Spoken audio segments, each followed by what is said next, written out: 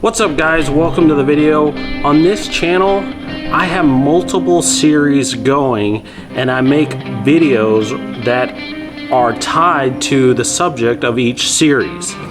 A lot of my videos are about garbage and recycling, and some of my videos are about business in general.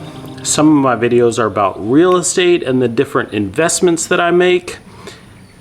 And I recently did a video about my propane business and it performed pretty good, so I think I'll do some more videos around that. And most recently I'm doing videos around the scrap metal business. Just some background: I have had a waste management business for a little over 3 years, and it seemed like it made a lot of sense to start a scrap metal business and kind of bolt it on to that waste management business. We're not open yet. We're getting closer every day, and we're going to try to open in the next couple of weeks. But there's a lot of activity happening and a lot of things that are happening. And one of those is, as you start to work towards opening a new business, a lot of times word gets out, people start to talk, and opportunities start to happen. Well, if you don't jump on some of those opportunities, then they're gonna pass you by. And when you're first starting a business, you really need to jump on as many opportunities as you can, because you're trying to get revenue going, you're trying to get the word out, you're trying to build a customer database, right? So I got a call a while back from a guy who has close to a 6,000 acre ranch, and his father, who I assume has passed away, collected all kinds of stuff over the course of his lifetime, and now they're trying to clean it all up.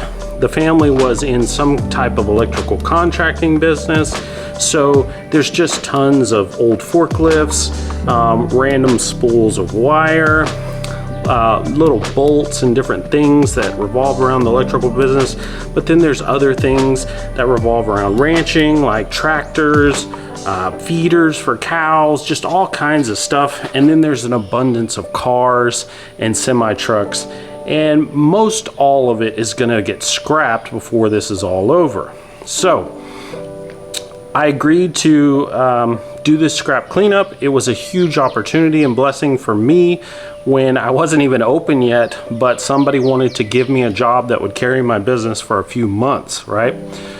So how am I going about doing this?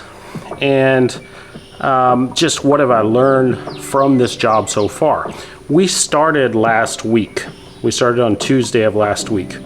In the first week that we were pulling scrap out of this place, we hauled 15 loads out, and we hauled 112,000 pounds of scrap metal out of this place. So the first week, you're talking 50 tons of scrap metal that came out of this ranch.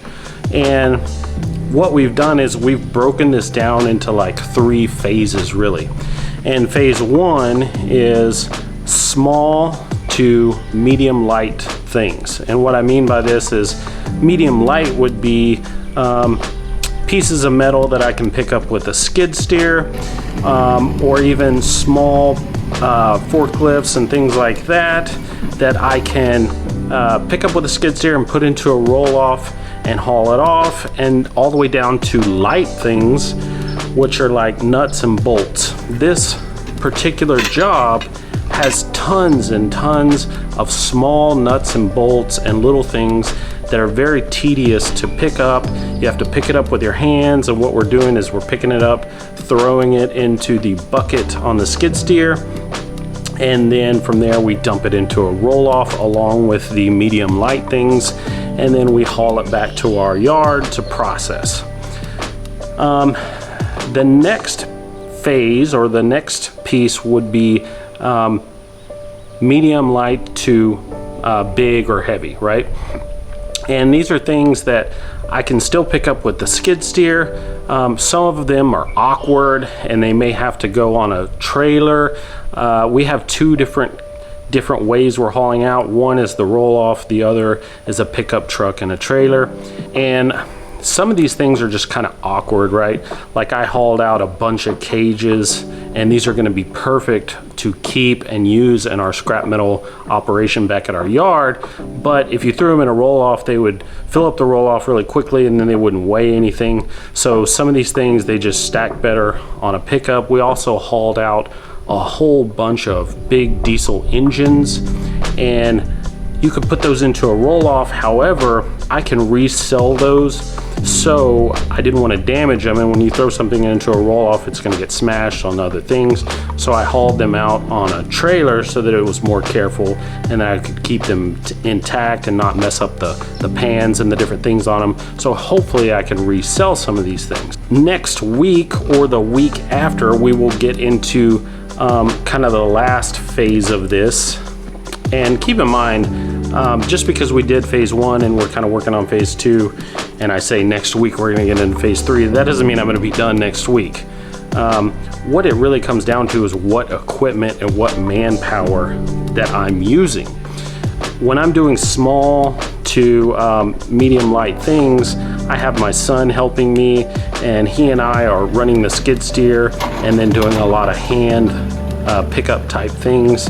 And I'll get everything I can in that realm, but at some point I have to start moving in bigger equipment, like we might get a SkyTrack, or we may move our excavator out there, because some of this stuff is heavier than the skid steer can pick up, and some of it is just too awkward for the skid steer to pick up.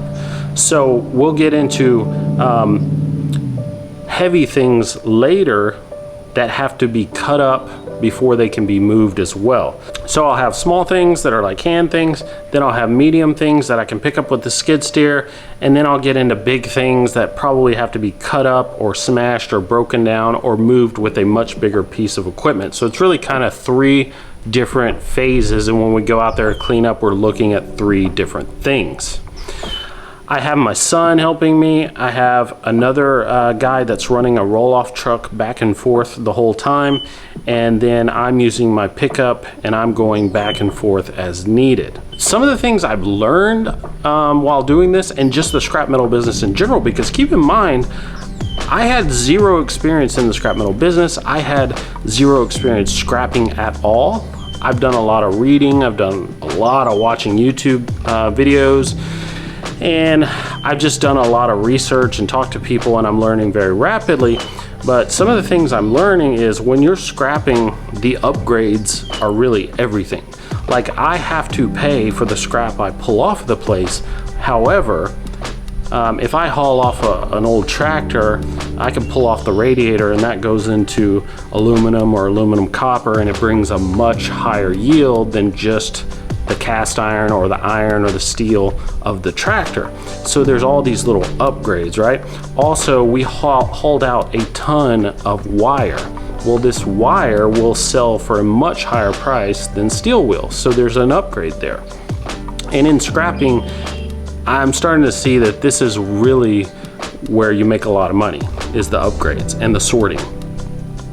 The other thing I'm learning, and I'll keep this in mind for sure the next time I do one of these, is if you start one of these jobs, you need to be very quick and very efficient and get it done as quickly as possible, and have your agreements in place and ironclad before you do anything. Because about 2 or 3 days into us starting this job, I got a call from a guy, and I kind of know the guy, like we don't know each other really well, but I got a call from a guy, and he said, "Hey, you're doing a cleanup out there?" And I said, "Yeah." And he said, "Well, listen, I talked to the owner and he gave me some of that stuff. I'm gonna go out there and I'm gonna get it."